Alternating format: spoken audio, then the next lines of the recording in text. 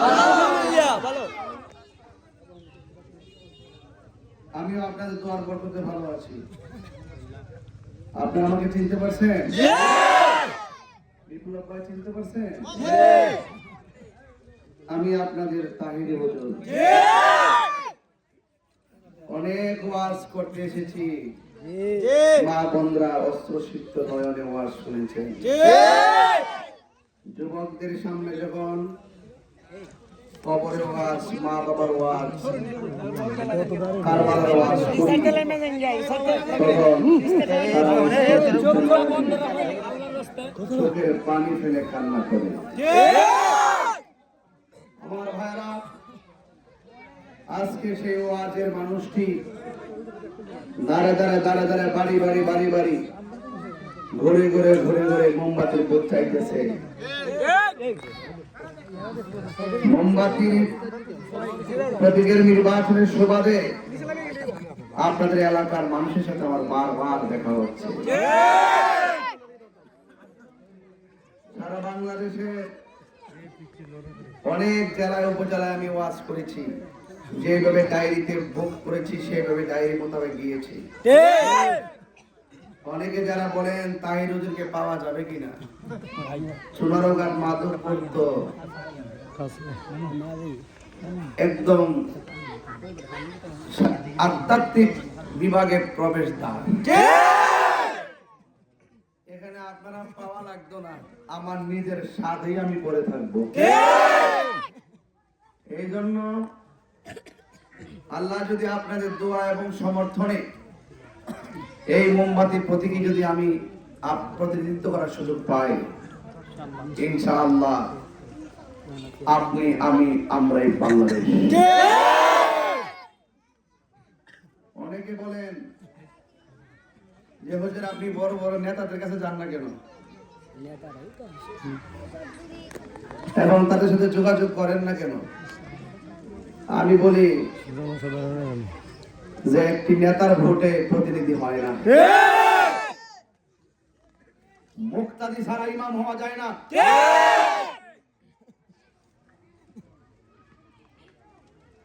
ছাত্র ছাত্রী ছাড়া স্কুলের সৌন্দর্য শোভা পায় না, শ্রোতা মন্ডলী ছাড়া বক্তা হওয়া যায় না, এবং শ্রোতা মন্ডলী ছাড়া ওয়াজের মাঠ শোভা পায় না।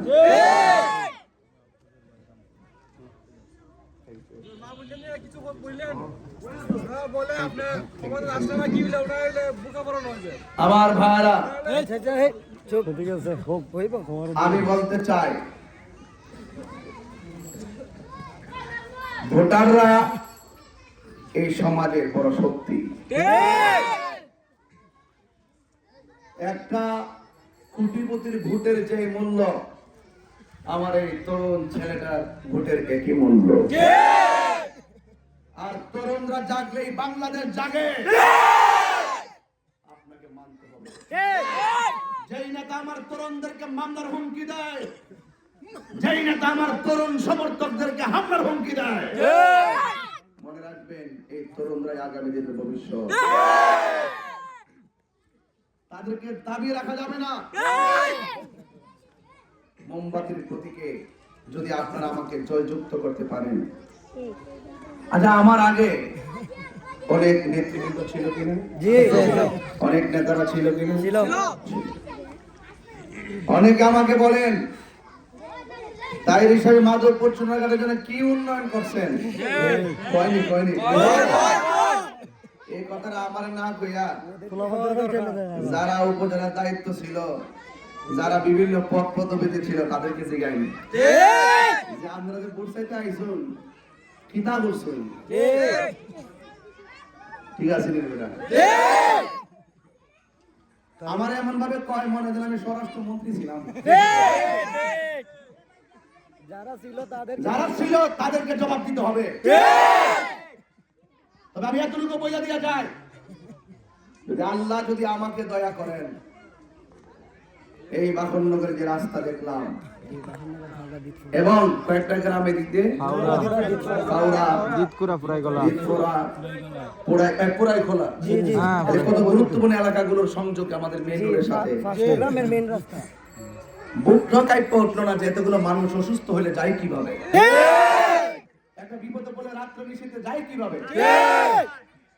একটি কত সুন্দর হাইওয়ে রোডের পাশে মাত্র 4-5 কিলোমিটার হবে না, এই জায়গাটার ভিতরে যদি কাজ করা না হয় তার মানে বুঝতে হবে তারা ডলার খেয়ে কালার পাল্টাইছে। আশ্বাস শুনতে শুনতে শুনতে শুনতে মানুষ তিক্ত হয়ে গেছে।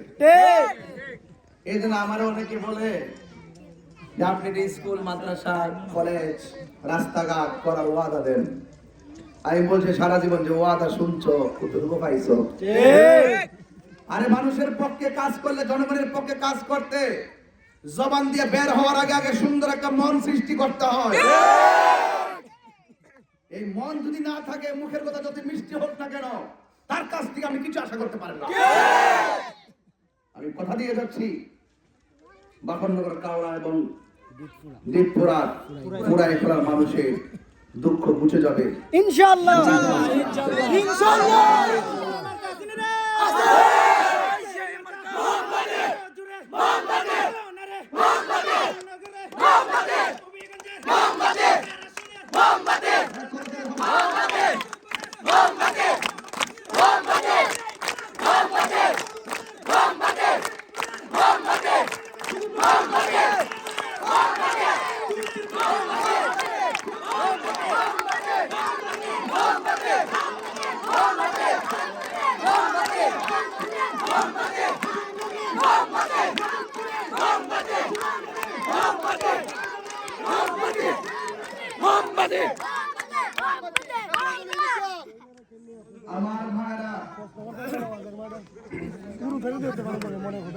আমার ভাইরা মহিলারা আপনার কাছে কিভাবে যাবে?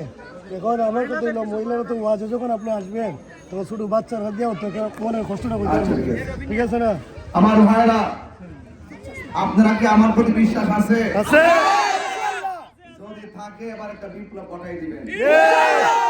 টেহাওয়ালারা, পয়সাওয়ালারা, ক্ষমতাশীলওয়ালারা একটু দেখাই দিতাম।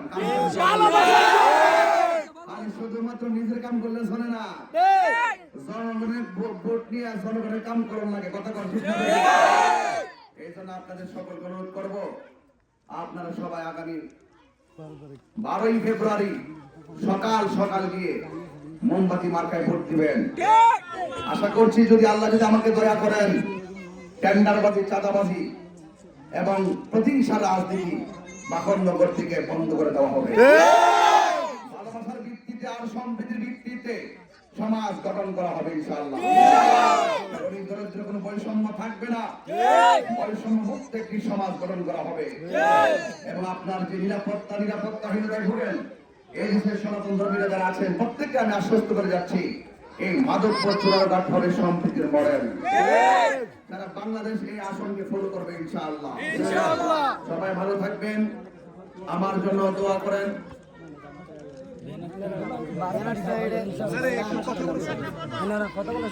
আমাদের মার্কা কি? অন্যান্য দল তাদের তো মার্কা আছে।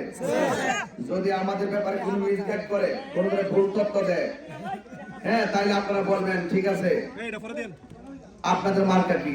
মোমবাতি। আর তাকে প্রশ্ন করব আপনাদের মার্কা কি? কোন সে তার মার্কা কইব, আর আমার মার্কা যেটা কি? মোমবাতি।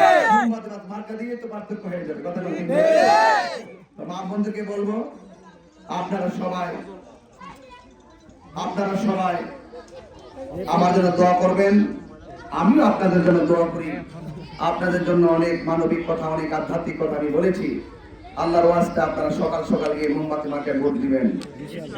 হ্যাঁ, আপনার স্বামী যদি কোনো দলের পদ পদবি থাকে তাহলে তারে কইবেন যে তোমার ভোটটা তুমি দাও, আর আমি আর আমার সিফতটা জ্বালাইতেছি মোমবাতি। অসুবিধা কি থাকবে? আল্লাহ আমাদের সকলকে বোঝার তৌফিক দান করে। আমার মরণের